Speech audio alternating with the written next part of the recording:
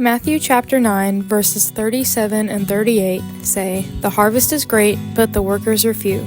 So pray to the Lord who is in charge of the harvest. Ask him to send more workers into his fields." When Jim Hortin, my grandpa, was born, that prayer was answered. He has spent his life not only cultivating crops, but also cultivating a life full of love and being a godly example for all of those around him to follow.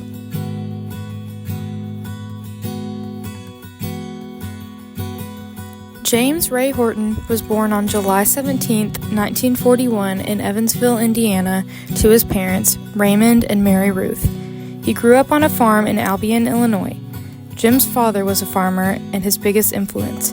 Jim wanted to learn things that his father knew. Jim had one younger brother, William, who went by Bill. They both loved to be outside. During the summer, they enjoyed playing together, with their dogs, and in the dirt. Throughout elementary school, Jim's best friend was his second cousin, Tom. Tom now lives 2.5 miles from him, and he would accompany Jim through his early childhood into his next chapter of life, high school.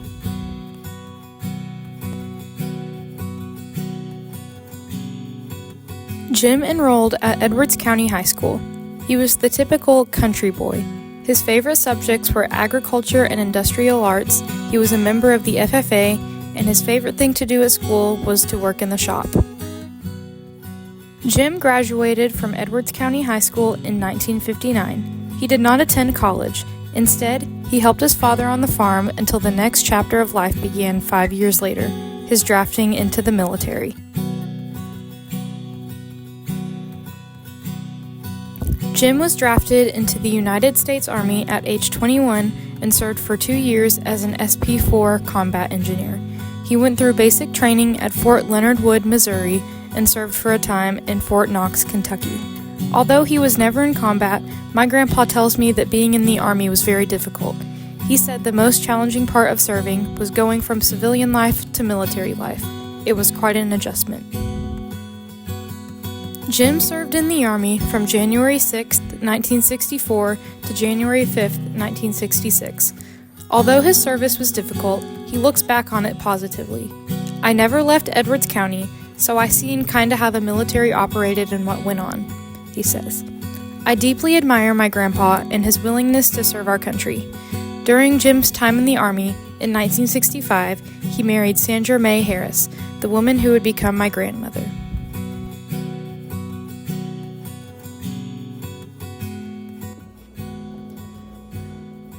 Have you broken any hearts? I broke Sandy's heart, and now we have been married for 59 years. Although my grandparents' road to each other was long and winding, I am so glad they finally made it to each other. Their love story is a beautiful one and is the beginning of my wonderful family. My grandparents first met at the county fair. Jim said he saw her at the county fair, but she didn't see him, and she had a real pretty smile. Jim and Sandy dated off and on throughout their teenage years, but they eventually came together and stayed together. They tied the knot on May 8, 1965. After he returned home from his service in the military, Jim and Sandy decided to start a family of their own. Jim and Sandy's first child, Tammy, was born on September 19, 1967. Their second, Todd, was born on September 1, 1971. Tammy and Todd grew up in Albion, learning about the importance of agriculture, being honest, and working hard. Values Todd and Tammy would carry with them into their adult lives. They both graduated from Edwards County High School like their parents, Tammy in 1985 and Todd in 1989. What are the main lessons you've learned in life? To be honest and good to people. I think Jim successfully taught those lessons to his children. They both have turned out to be hardworking, successful people with families of their own.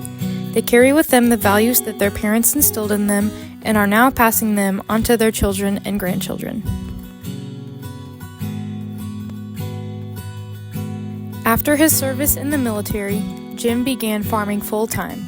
He raised pigs, and he now plants corn, wheat, and soybeans. "I'm doing my ideal job," he says. Through farming, my grandpa has learned to enjoy nature. Back when he farmed with an open-air tractor, he could smell the dirt as he worked it. Farming is a risky business. The weather, equipment, and the economy all play major roles. But through it all, my grandpa has always made sure his wife and kids were provided for.